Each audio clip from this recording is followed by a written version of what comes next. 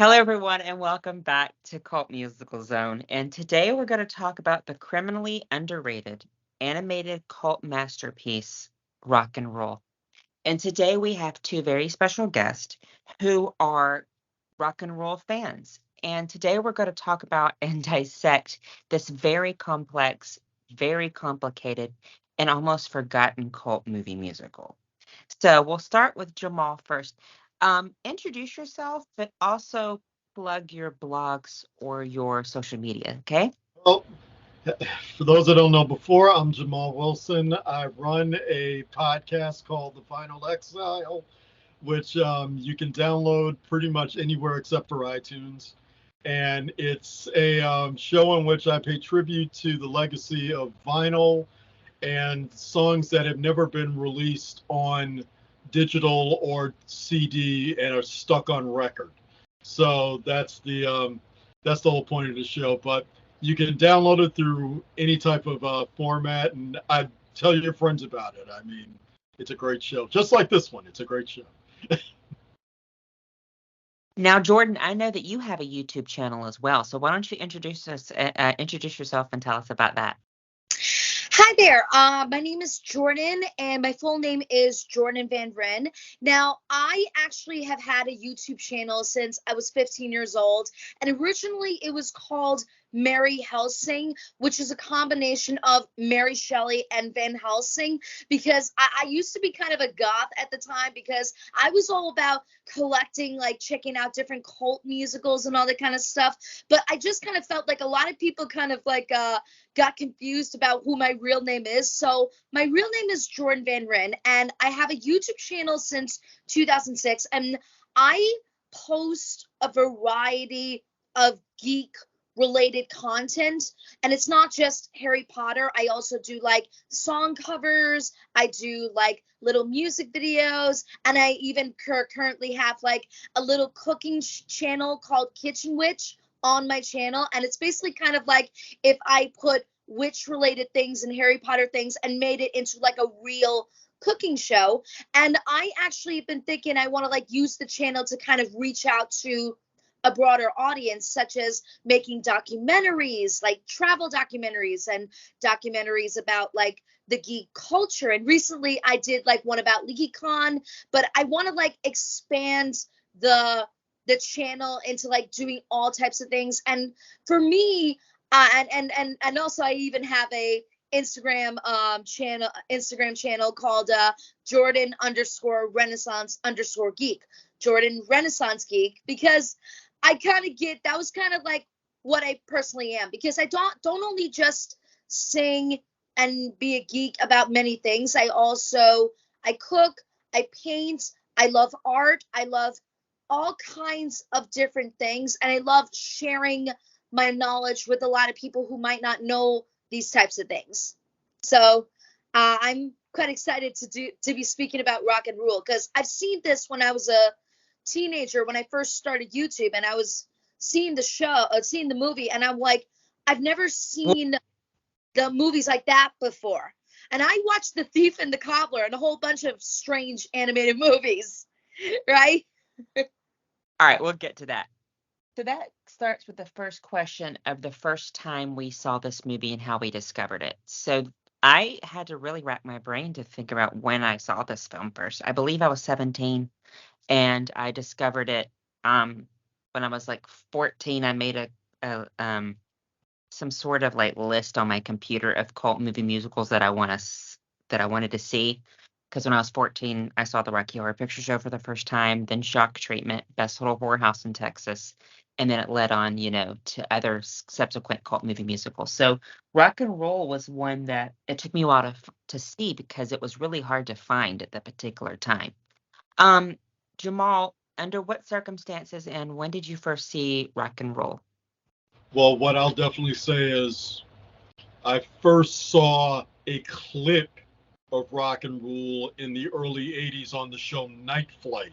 They played the video for My Name Is Mock as a full length video, and I was just like, oh, and they were saying, and they would have underneath where it's from, which is Rock and Roll. Okay, I lived in Chicago. It never got released there. It never.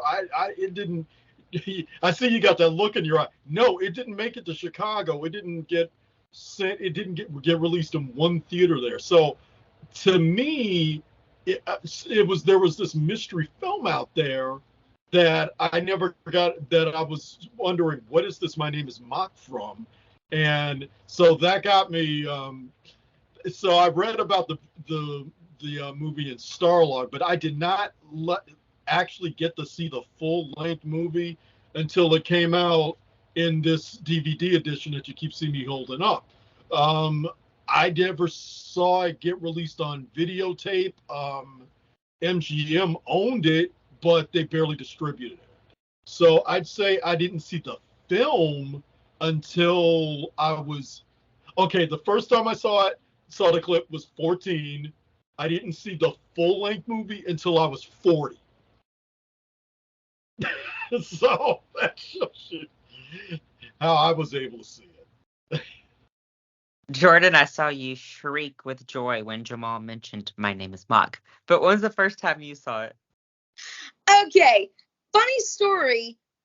I actually got to see the movie at 16, back when YouTube used to like post the whole movie as like multiple different parts, because like I was like still like watching different like cult classic movies like Labyrinth and The Dark Crystal, and around the way, the only time I first became aware of this movie was through another short film called The Devil and Daniel Mouse. And around the time I was just watching like an old 80s cartoon, right next to it I saw that there was a clip of the epic scene when the demon comes out to attack the audience, and the heroine sings her song to send the demon back into the unknown. And when I saw that, I was like, holy crap, I gotta see this movie. Fortunately, in the old days of YouTube, you can get to see like the full movie, and I got to see the movie full all the way through. I was just amazed by its animation, but I was also a little disappointed that this movie is not well known. And it was actually the movie that really got me becoming a fan of Lou Reed, especially with the song My Name is Mock.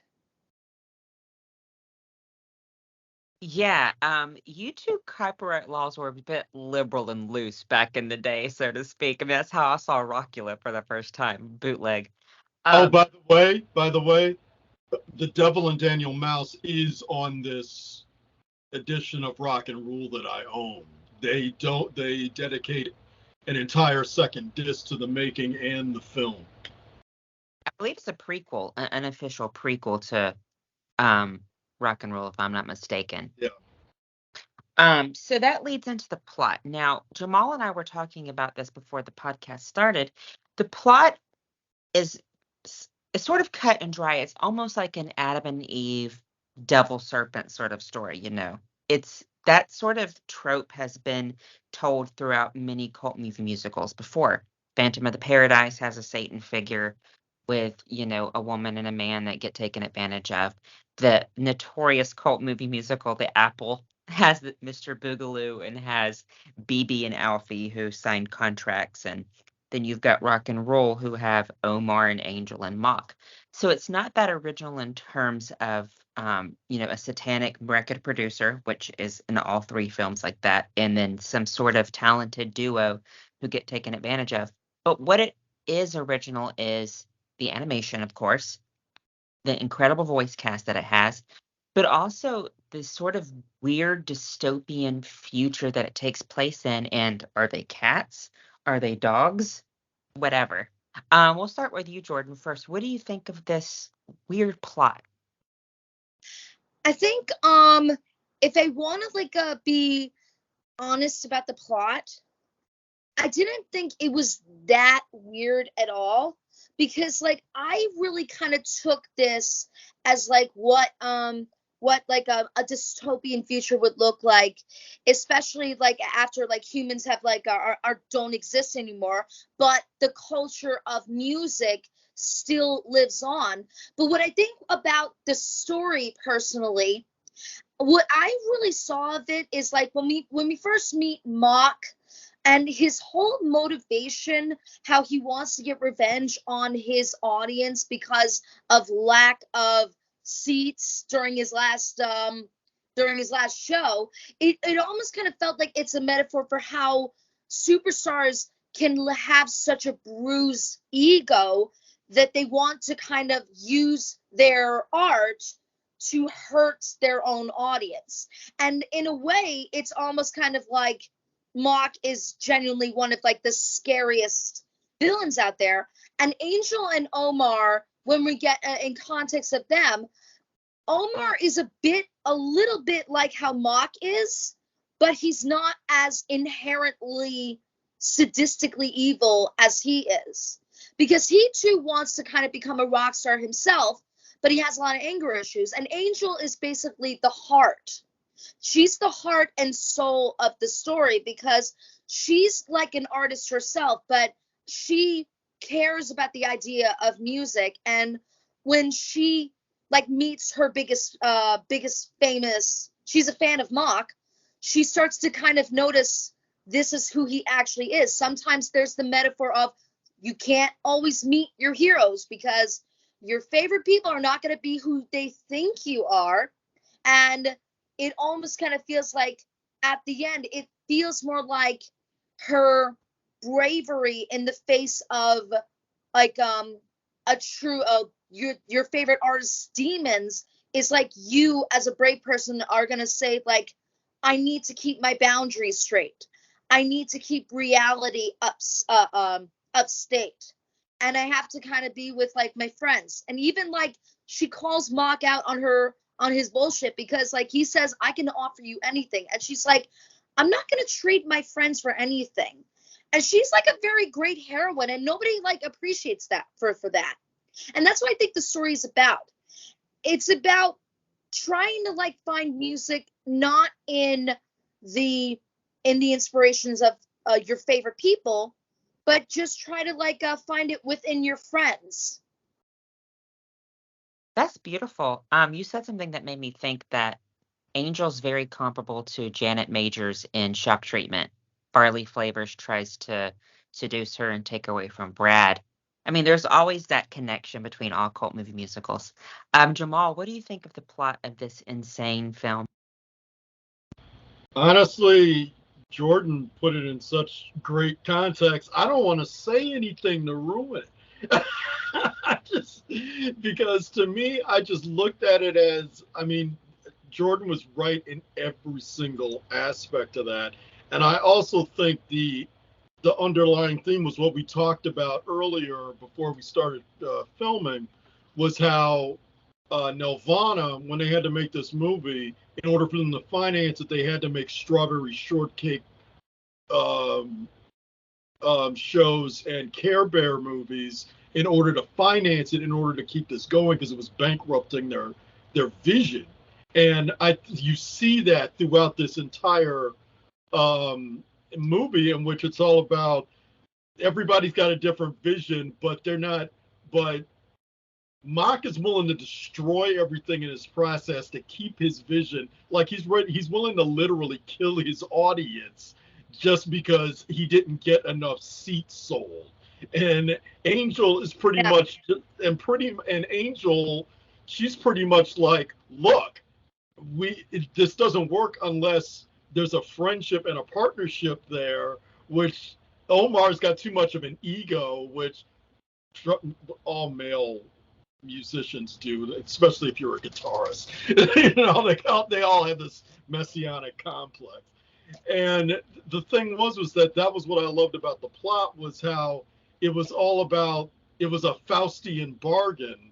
And even Mock knows that it's kind of a Faustian bargain, because even though he has Angel in his grasp, he can't control her. She fights him every single step of the way, but his attitude is still, yeah, but I still have to get my demon out, so I got to put up with this.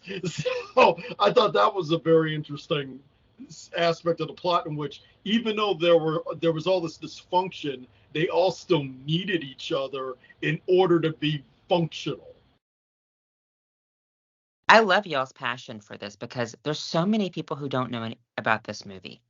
When I put out the casting call for this episode, you two and maybe one other person were the only people on the blog who had ever seen or heard of Rock and Roll, which blows my mind because it's so incredibly powerful and so incredibly original.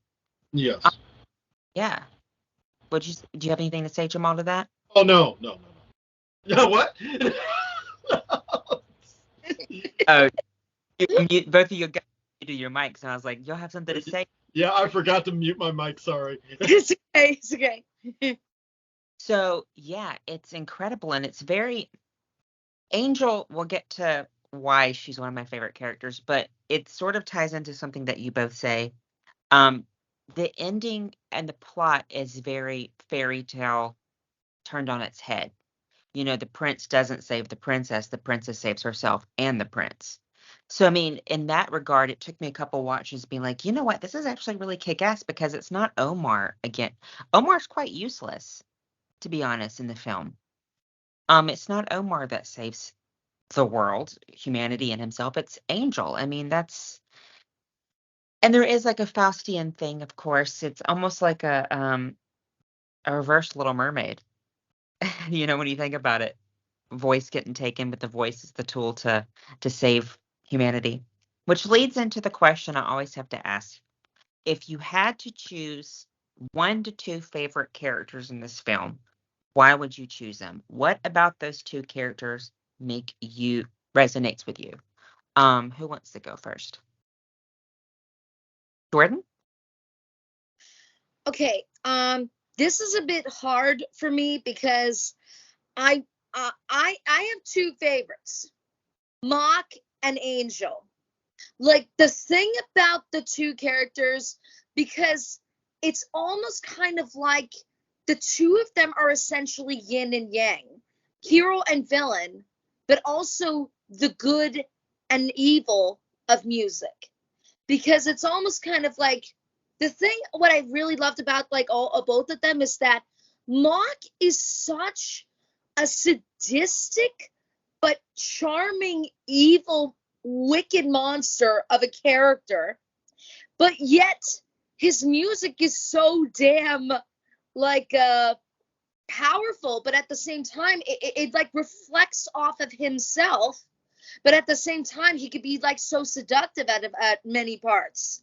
And also that's thanks to like Lou Reed being like the voice of Mock's singing voice. And my other favorite character is Angel.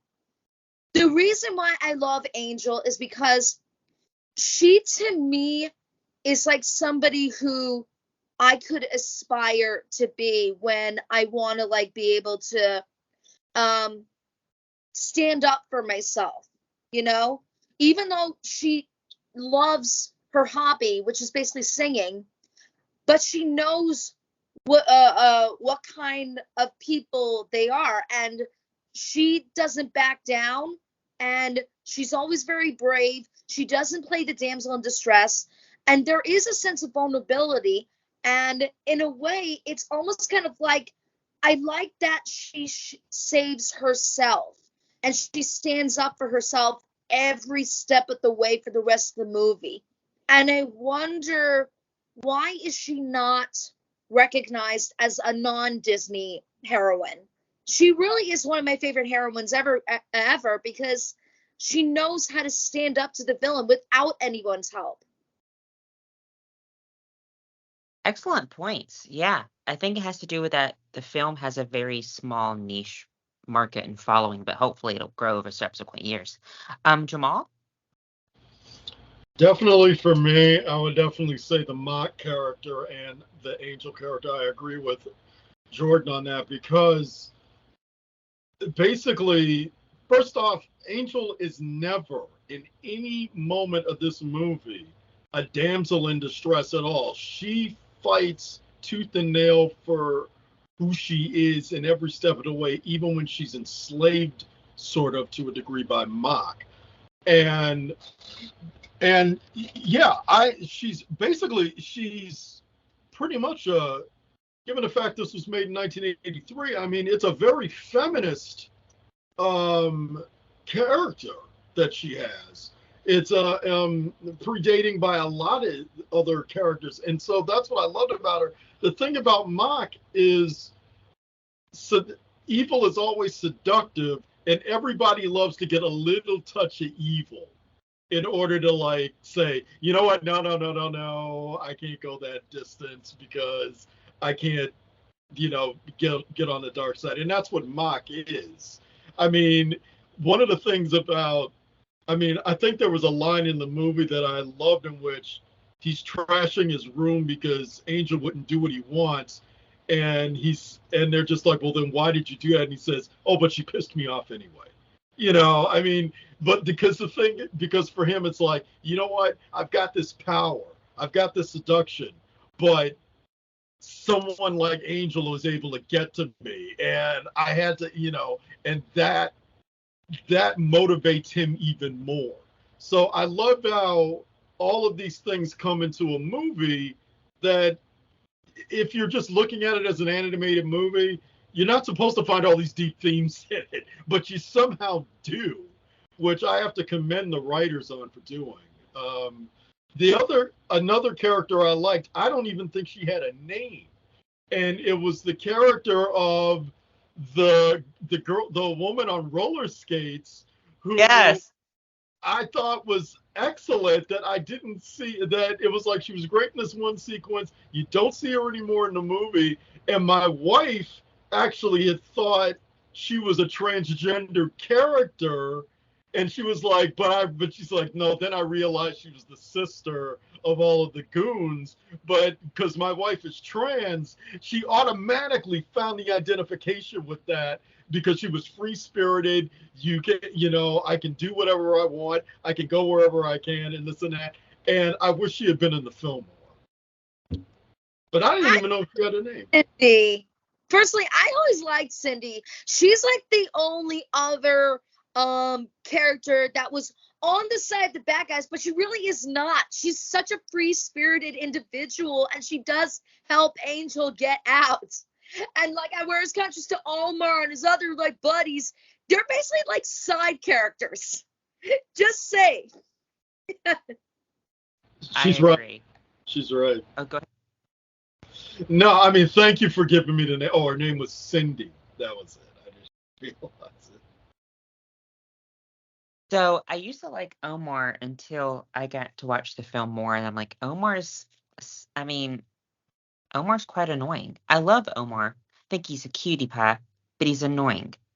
Of course, Mock, because Mock is the typical cult musical villain, comparable to, like you said, there's something that's very alluring about him, like Mr. Boogaloo from The Apple, like Swan from Phantom of the Paradise, Farley Flavors from Shock Treatment, and even Frankenfurter from the Rocky Horror Picture Show. There's something about him that draws people in. And doing research on this episode, it's quite interesting that producers, of course, like you said, they kept losing money for this film, so they didn't have much of a budget. So they tried to get David Bowie, couldn't afford him. They tried to get Tim Curry, they couldn't afford him. They tried to get Mick Jagger because Mock's original name was Mock Swagger. So they tried to get Mick Jagger, they couldn't afford him. They tried to get Michael Jackson, and they couldn't afford him. So, which, if you think about it, all of those particular, with the exception of Mick Jagger, have gone on to star in cult movie musicals. Of course, Michael Jackson did Captain EO and Moonwalker and The Wiz. David Bowie, Labyrinth. Tim Curry, he was in The Worst Witch, Rocky Horror Picture Show. But I don't know that voice actor for Mock, but I think Lou Reed as the singing voice of Mock is sexy, both terrifying. And Debbie Harry as the singing voice for Angel is glorious. And it's, even though they couldn't get big names to voice them, they still got pretty big superstars to voice those characters. So Angel's my second because she's a kick-ass feminist, which was very unusual. Go ahead, Jordan. You know something? This is going to sound pretty amazing, but my dad, he used to work in the music business for a certain time, and he actually got to meet Lou Reed himself. And it was like one of the best experiences of his life. But there was a really crazy, awesome story that happened. Lou Reed was having problems with the managers of the music industry because they were not allowing him to play the music that he wanted. That he went one day, he went into the studio and he played a recording of machine noises as a way to say screw you to the music industry for not letting him play the music he wanted. And that was my dad's story with how he knew Lou Reed. It's a wild story. So my dad actually met a couple of like people. So to be introduced to Lou Reed through the character of Mock really just got me very fascinated with getting to know him personally. Oh, and also, by the way, I think I read somewhere that the speaking voice for Mock, I think that guy was the father of the same actress who played number 5 from Kids Next Door. There's so many weird sort of connections. It's crazy. Yeah, because like they might have been both voice actors, but that was what I read. I'm not so sure, but I might have to look again. But that was what I heard and seen. But still pretty cool, right? So Jordan, your father, in a way, was involved with one of the most important noise albums, which is Metal Machine Music. Because that's what that album Lou Reed did, in which he made nothing but, in which it's all just metallic noise because he was angry at RCA. That's Metal Machine Music, in which it's nothing but noise. I used to play that album when I managed a record store. I used to play that in order to get people to clear out 10 minutes before the store was going to close. Look how cosmic that it's you two have met. It's kismet. Cosmic. Which leads into the best question is music is such a driving force of all cult movie musicals. And in this film, it's almost impossible. It's a rarity that it's almost impossible to find a bad song on the soundtrack. Of course, the soundtrack has never been released, but the full soundtrack is on YouTube that has been ripped from masters. So if you had to pick one or two favorite songs in the film, what would they be? Of course, my favorite is Angel's song, Oh, What Will, and then Send Love Through. But there is a song that you can hear and that Mock sings called Triumph, and it's like on a commercial, etc. It's great. We'll start with Jamal this time. If you had to pick one or two favorite songs in the film, what would they be and why? I'm extremely biased. First off, I love all the songs in the movie. I especially love the Earth, Wind, and Fire track that's played during Cindy going to the bar and all that. But the reason why I'm saying I'm biased is because the Cheap Trick material. I'm from Illinois. They're from Rockford. They're one of my favorite bands. So hearing Robin Zander as a singing voice, along with Cheap Trick, doing their music on there, I was automatically thrilled. I wish I was even going through all my Cheap Trick albums, hoping I could find the song that was in this movie on one of their albums, and it isn't. But I'll say for Angel's song, my wife loves that song, so I'll mention that as an honorable mention because she was singing it after we finished watching the movie. I'm telling you, your wife needs to be on this podcast. Bring her on. Your favorite song? My favorite song, it's very obvious, even though I'd love to say Angel's song or Send Love Through, which is a reprise of it. Without a doubt, my favorite is My Name is Mock. Without a doubt, one of the best songs in the whole movie. When I actually first watched that music video that happens in the film, that was when I was introduced to Lou Reed. One of my favorite things, just to hear Lou Reed's voice singing that song and how it animates it, it's so alluring. It's very sexy, and like the chant of the three girls going like, his name is Mark, thanks a lot. He looks so cool, but he's hot. You think he's acting? But he's not. And then like there's a whole bunch of like different like missing like lyrics that were like cut from the song because they had to kind of shorten it. But I love the extended edition of the song itself, because it's almost kind of like he's like voicing out his egotism and his need to be famous, and that he feels like I dwarf every single rock star that existed. But it's really good. It's a perfect villain song in the guise of a rock song. And my favorite part was when they show his lips. I love that part where he just goes, "Hey girl." And I'm like, it's too freaking good for a villain song. And like and the play out in the album is even better, where he just goes like, thank you, I deserve it. And then in the movie it's revealed that he was high the whole time.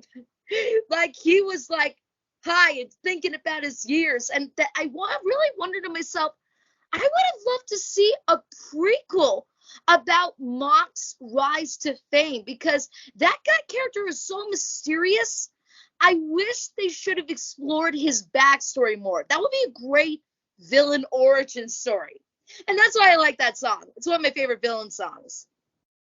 It's sexy too. I mean, all the villain songs in cult musicals. I mean, Sweet Transvestite's very sexy, but he's basically Tim Curry. Don't come at me. Lou Reed is an incredible singer-songwriter. I don't know if he's an incredible singer, but he's definitely an interesting songwriter. But could you imagine Tim Curry as Mock? Tim Curry is terrifying but beautiful. I mean, he's Hexus in Fern Gully. And he sings and he was Forte in Beauty and the Beast, The Enchanted Christmas. He was It. He was in The Worst Witch. He was Nigel Thornberry, who's become a meme on the internet at this point. Tim Curry is such an icon in voice acting that I actually got to meet like Barry Bostwick from like Rocky Horror Picture Show. And I asked him a question during a panel, and I said, are you going to send wishes to Tim Curry? Like nice wishes to Tim Curry, because he had the heart attack and the stroke.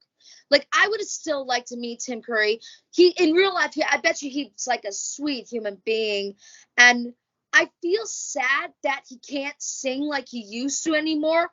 But I love his acting and his voice. And I would have loved to see him as Mock if they could have had the money for it. And that would have been like interesting, to be honest.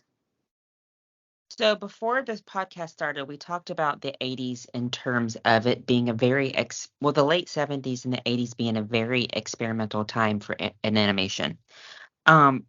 Luckily, viewers are starting to realize that, all animated films aren't made for children.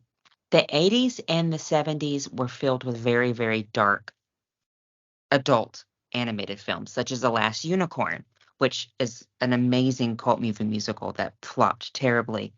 Of course, you have Ralph Bakshi's movies, which Jamal is the Bakshi king. And then you had Heavy Metal, which is another cult movie musical that's animated from the same period. And it's really sad that the film wasn't distributed the way it should have been. But then, of course, it took on a life of its own, and there's a lot of diehard rock and roll fans. Obviously, you two are here. But I think one of the reasons that it's continued is because it has Cheap Trick on the soundtrack. It has Debbie Harry, Iggy Pop, Lou Reed. I mean, those Earth, Wind, and Fire. It has those incredible bands and artists contributing to the soundtrack. It hasn't picked up steam yet in terms of the massive cult following that other cult musicals have. It deserves it. If a movie musical deserves a cult following, rock and roll deserves a cult following. Jamal, what do you think? I usually ask what the legacy is now, but I'm going to rephrase this question for this particular episode. What do you think the legacy should be of rock and roll? The legacy of it really should be seen by more people, but to point blank, the reason why the film didn't get as many viewers as it did was because MGM went out of its way to ruin it, because they thought when they were looking at it that it was too weird. I'm even down to the way that even down to the way Angel and Omar were animated. They thought that this mutant look of humans with animals was too weird, in which Nelvana kind of basically was going, then why do you want, why are you financing the movie if you dislike it so much? Because, I mean, but honestly, I think the legacy of this, I'm willing to bet you 20 years from now, it's going to be mentioned in the same voice as they are saying with, the recent Elvis movie and all that, if it's promoted, because it is on the Night Flight channel, which is great to see. And then as long as there's YouTube, I mean, you can always see it that way. But I honestly feel like this needs to be seen on a big screen, like at home. I mean, so watching it on YouTube, it's kind of like, I'm glad you're able to get your hands on it, but looking at the expansiveness, especially for the My Name is Mock video, seeing that on a 65-inch TV is enough to make you want to start animating. I honestly think. Jordan, like I said, usually on this podcast, I ask what you think the legacy of the movie is. But now, because of rock and roll is interesting and distinct, what do you think the legacy of this movie should be? Well, here's the thing. Rock and Roll is an 80s film. And like you said, a lot of 80s and 70s films, like especially animated, were very dark. But then at the same time in the 80s, even Japanese anime was dark. Even like the end of Evangelion, a 90s film, was pretty damn dark as well. But here's the thing why I really think Rock and Roll deserves to be shown on a big screen, because right now in this day and age, because of the success of movies that like pay tribute to the 80s, like Stranger Things or the new It movies, and or anything that resembles that time period of the 80s, I really think that they should really start to bring certain movies from the 80s, forgotten animated 80s films, to the big screen, so that way new fans of the 80s could be exposed to what its culture is like. Because rock and roll, even though it was considered forgotten, I really don't think it should, because its animation and its storytelling, I don't see it as weird. Because a lot of the 80s movies are always dismissed as weird. I mean, even Dark Crystal and Labyrinth. But guess what? The Dark Crystal had a prequel series on Netflix before it got canceled. But you know something? I think a lot of 80s content should get the recognition it deserves, because there is a sense of artistry in that time period, along with the 70s and the 90s. And I don't think it should be dismissed as something that is like, oh, it was too weird, it was too problematic, it was too this or too that. But I don't think we should, because if we only dismiss an old work of art as something that is not up to date, then we're missing on some really interesting art. And I think it should be appreciated as such. You make a lot of good points, and I see Jamal shaking his head in agreement. It was released, of course, eventually, but there's two different versions. The American version is so chopped and so cut and so edited. It has a new voice actor for Omar. They cut blood. They cut some of the butt scenes. They cut some of the cleavage. They cut the curse words. And so the Canadian version, you can see the full Canadian version on YouTube. That's what I rewatched for this podcast. And you can see the original American version. And it just makes you wonder, do they think I'm American, so I can say this. Do they think American audiences are not prepared for the amount of the gratuitous sort of like bad language, or the blood or the gore or the cleavage or the asses or anything like that? Same thing with The Last Unicorn. The version of The Last Unicorn that circulated on home video cut out damn and hell and cut out some blood and some scrapes, but now luckily it's been restored. But that goes back to rights, who owns rock and roll now. which version should be released. Should it be the original Canadian version, which is the version that's the most complete and the best? And it evades me. You made a really important point. There seems to be a stigma around movies of the past that don't necessarily fit into the current climate we live in. I mean, Jamal can attest to this with Ralph Bakshi, who is an incredibly iconic animator. You probably could not show his films in theaters now, but you could probably show them at our art house. Do you think the censorship that sort of is ascribed to and sort of targeted towards other films would be, you think Rock and Roll would have the same treatment, Jamal, as like Ralph Bakshi's films? I mean, you mentioned Coons. What is it called? What is it called? Coonskin? Coonskin. Yeah. Yes. Yeah. I personally, here's the thing. There's a lot of censorship in today's movies because, like, a lot of people want to, like I say, like, you have to be careful about what you show, or don't want to show any boobs, or you don't want to show too much blood or too many curse words. It's going to be too much for today's audiences. But then here's the irony of it. We live in a world today where we watch violent movies like The Dark Knight, a movie that consists of the Joker putting a pencil through a guy's eye and putting another guy a bomb through his stomach. And that was rated PG-13. But movies like Shakespeare in Love or Interview with the Vampire are rated R for sex scenes. Oh my God. But really, I think America needs to kind of relax on certain content and try to be a little bit more open-minded when you see like a certain animated film that is not meant to be for kids. And they need to kind of fix how they use the rating system. Like Rock and Roll is a movie that should not be rated as PG-13. It needs to be acceptably rated R for disturbing imagery, nudity, but also lots of violence and gore, and appropriately so. And I think as we mature as an audience in at the coming times, we need to kind of be a little bit more open-minded on how we view old content, but not through a sense of resentment, but through a sense of open-mindedness, and say, hey, what was this time period like? And maybe they'll find, if they look past the violence and the nudity and all that kind of stuff, they'll find messages that might be considered very progressive today. Like they'll see like, oh, wow, I never thought of that before. Wow, Angel is a feminist character. Wow, Mock is a commentary on Never Meet Your Heroes. And when you look amongst that, then people would have a much better appreciation for it.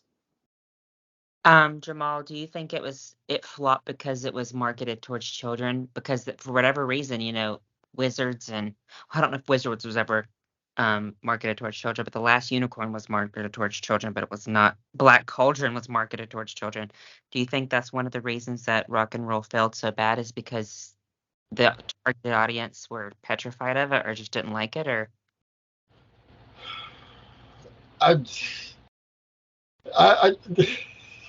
to me, the moment that you put marketing up with art, you get a bad mix. First off, one of the things that really should have gone through their minds is it's okay to make an animated movie and not assume that it's meant for children. You can make an animated film for adults and it be successful. They could have learned from Heavy Metal because it was a very successful movie, especially in the midnight cult scene. The problem with this was they thought they were going to make a cutesy animated musical, and that's not how it turned out.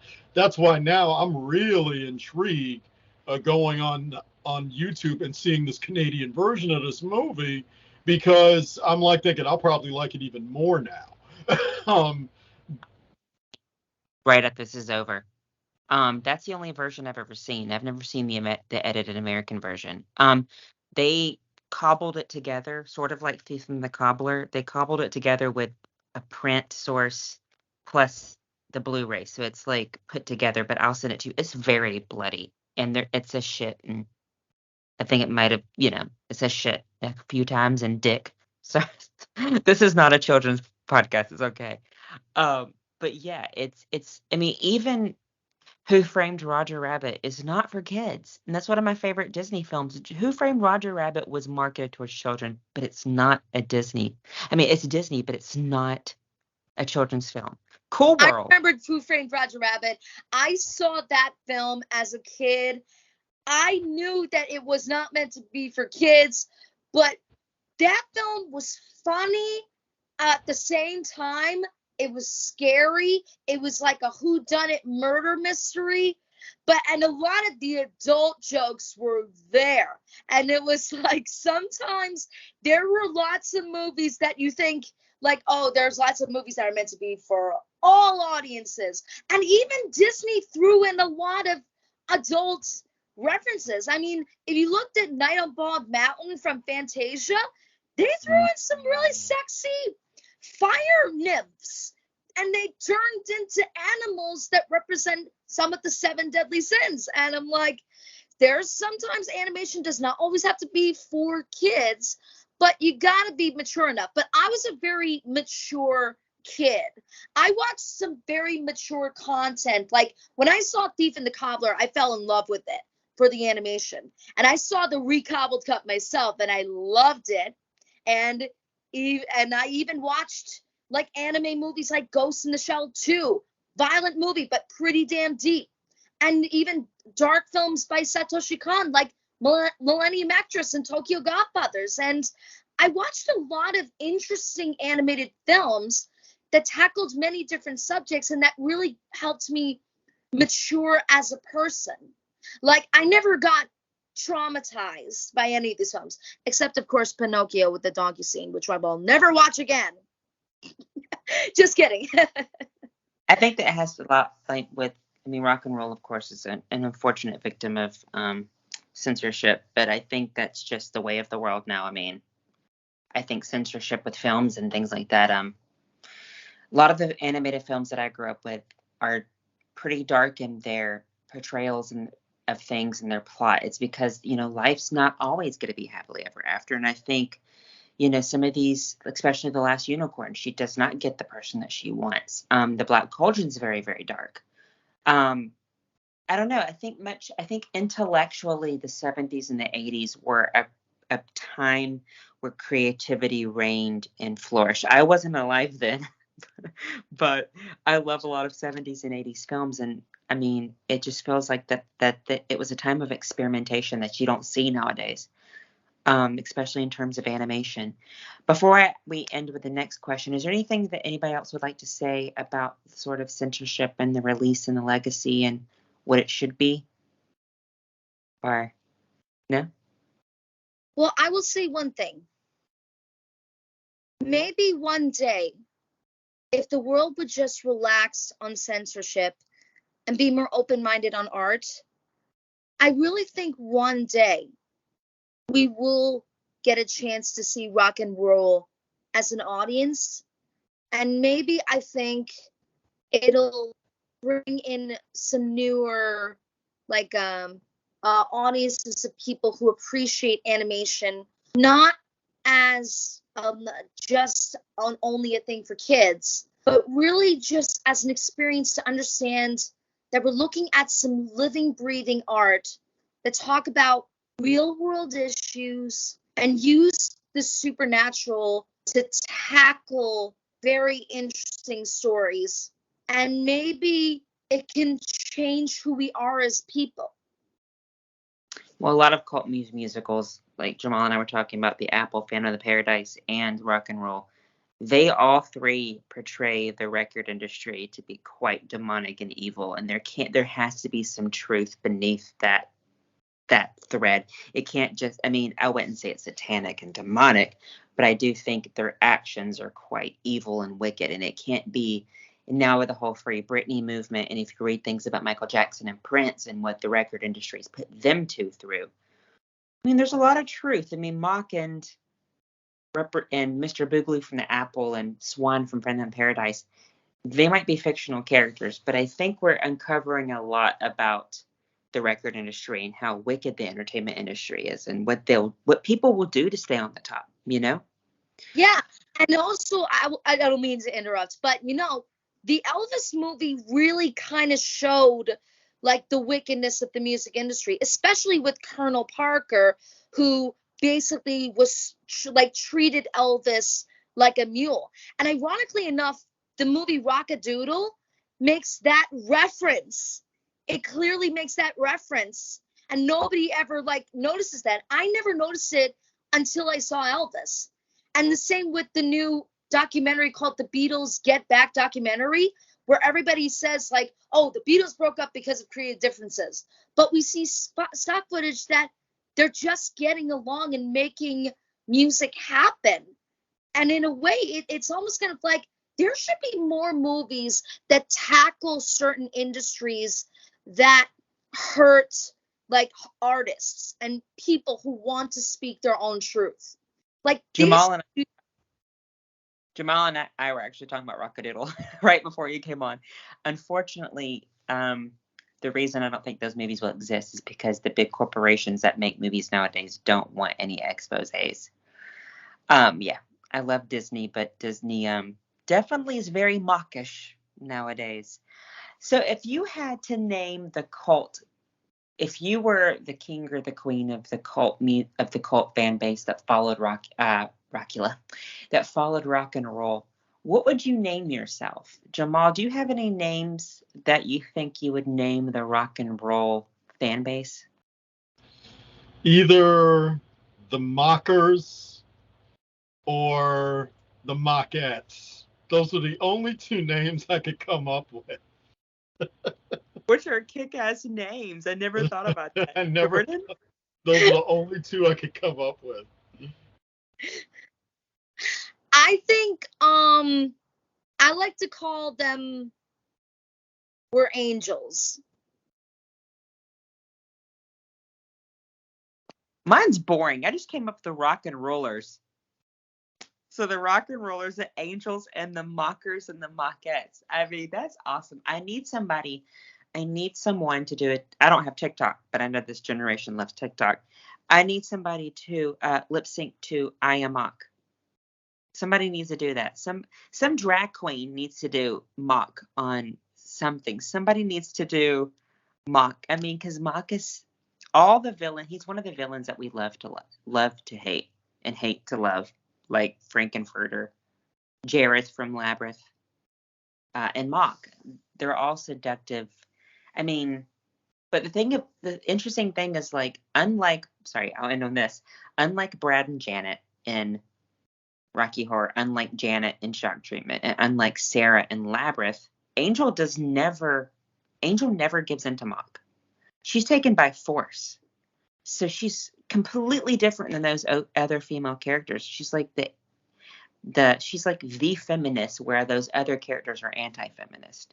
Because there's a point I think Sarah doesn't give in to Jareth and Labyrinth, but she almost does during the As the World Falls Down scene. Is there anything that we want to leave this episode with in terms of thoughts? Oh, I have to say this. I noticed it watching this again. This proves another satanic sort of edge and satanic connection with these diabolical record producer characters. Mock has a line in the movie where he says, "Evil spelt backwards is live." And that's a direct quote from Anton LaVey, who was the founder of the Church of Satan.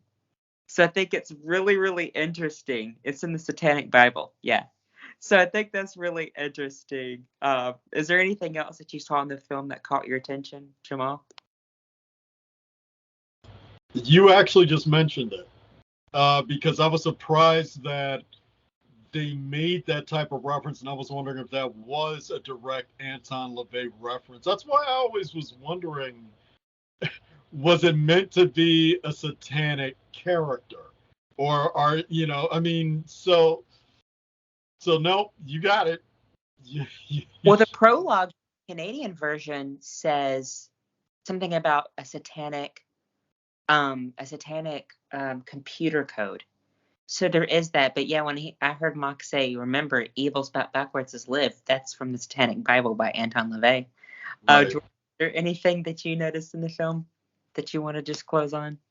I think I did notice some satanic references, especially I think when he gives Mock gives Omar these electric balls, and they make him show like the song Triumph. There's a moment where I think we do see shots of the goats, the satanic goat with the famous symbol.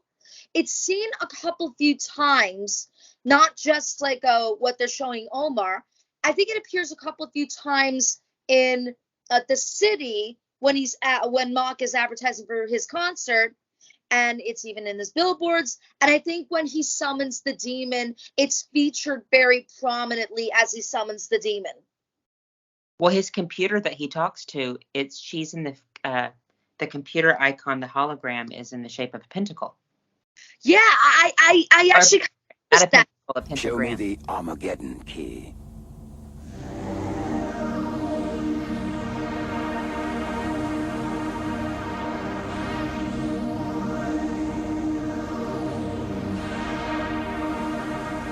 Have you finished decoding it? Decoding not yet complete, Mark. I see. Thank y'all for being on this episode. It's a very interesting, I mean, it's just a shame.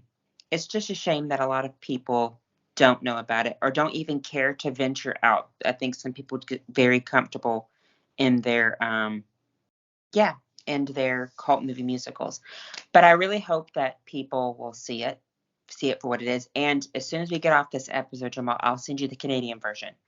It says it says a lot of curse words that aren't in the American version, and there's blood and butts and cleavage.